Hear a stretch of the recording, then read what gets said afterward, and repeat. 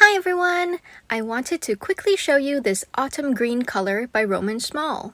A lot of you may know that green isn't particularly a favorite color of mine, so this was one where I initially did not plan on purchasing for myself or for the channel, but many of you have been asking for it, so here we are!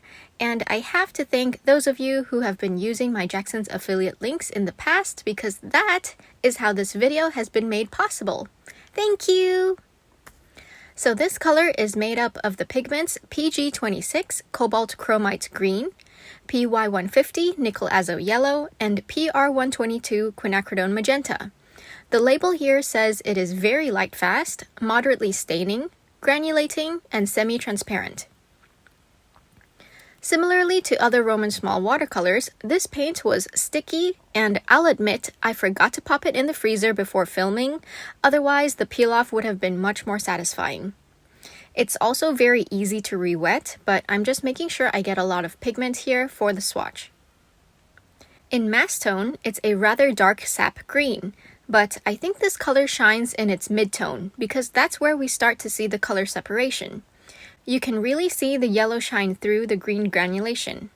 I'll be honest with you, I'm quite surprised that I really like this autumn green color.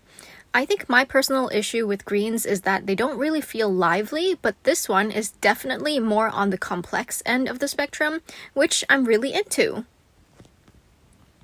I've mentioned this color on my channel a few times now, but seems like every time I do, there will always be someone new that tells me they didn't even know that there was this new color. So what happened was, Szmal released this color back around autumn of 2022. It was just the one color, so maybe that's why not many people knew of it. Well, maybe also because it's not in the main Szmal page on Jackson's. So I'll leave links below to both the full pan and half pan product listings. And that's pretty much all I have for you today.